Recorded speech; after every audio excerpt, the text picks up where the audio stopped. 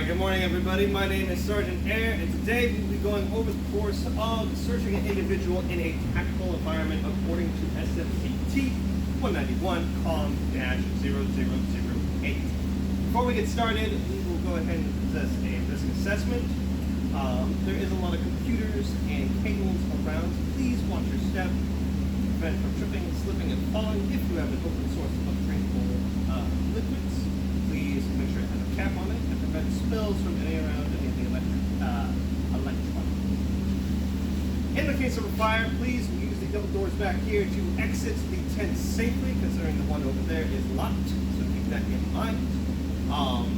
And then we will all meet outside at the gazebo, take accountability, and continue from there.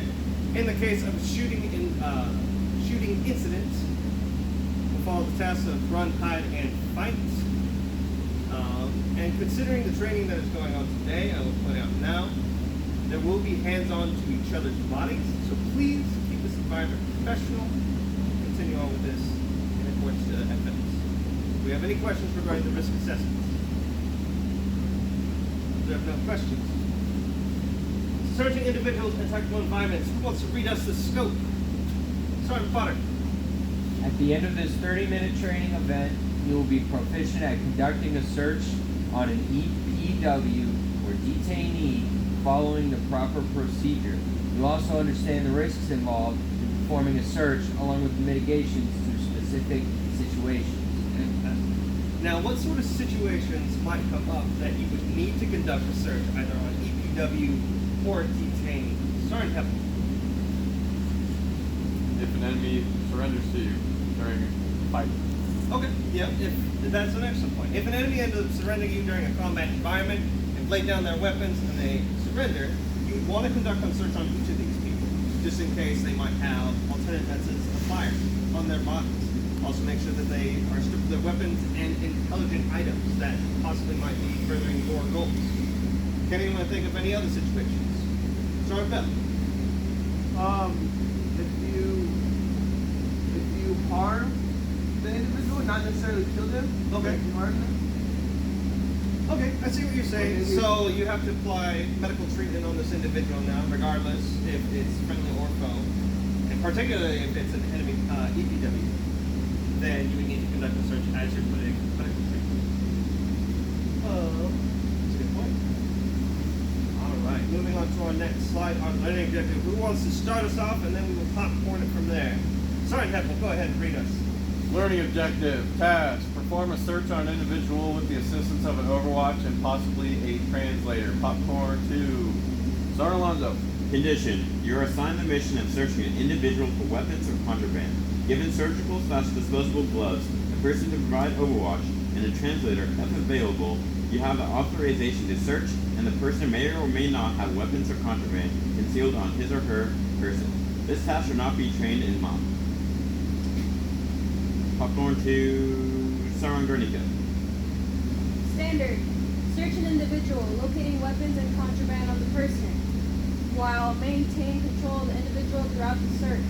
Determine the final course of action based on the situation and the result of the search. All right, does everybody understand what our conditions, standards, and tasks for this training is? Fantastic. No questions on that. Personnel involved. What type of people would be involved in a search? Don't look at the slide yet. But please elaborate for me. Sergeant Potter, who do you think might be involved in a search of a detainee? I would say anybody who is trained in being able to search EPWs. So all of these fine individuals after the course of this Yes. class.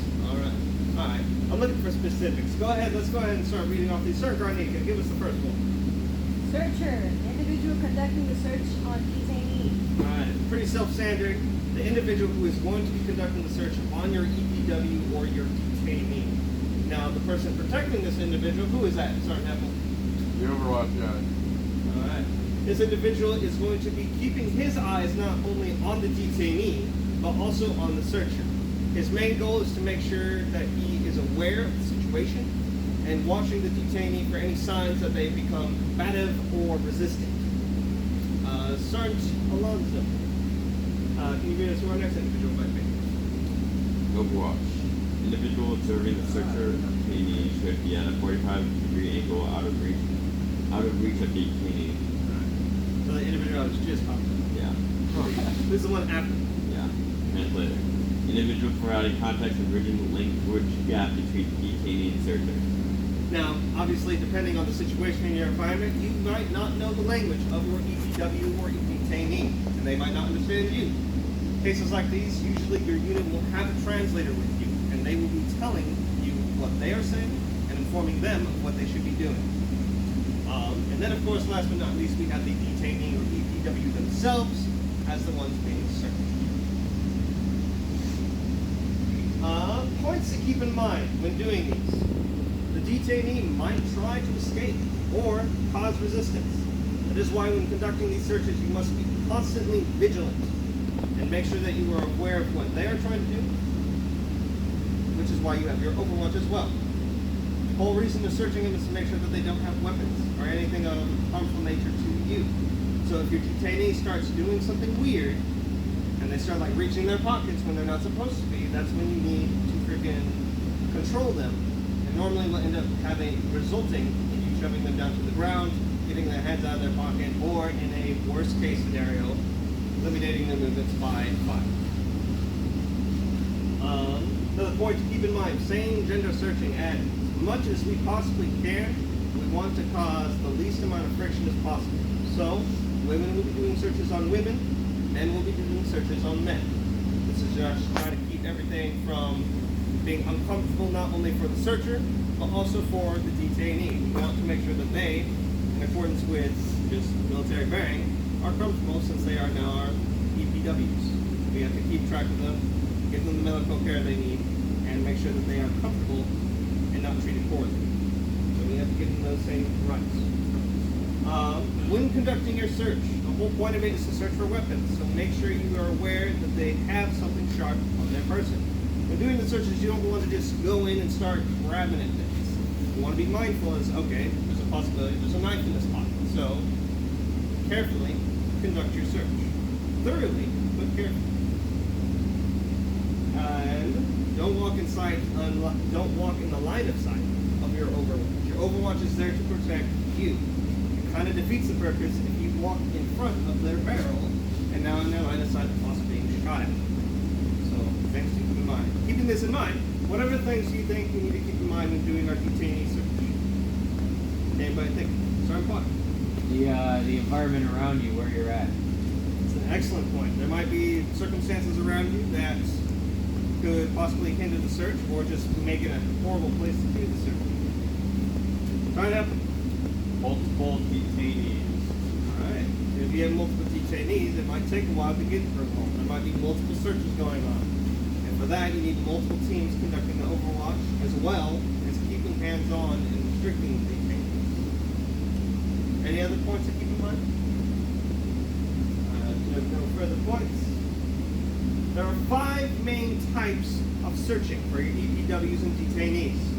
First, we have the stands-up search with hand restraints. So, more than likely, this is not something that we would be doing. You have to have authorization from your higher unit in order to conduct the search or to have the restraints. But it's something to keep in mind, and especially if you have your own materials that you think,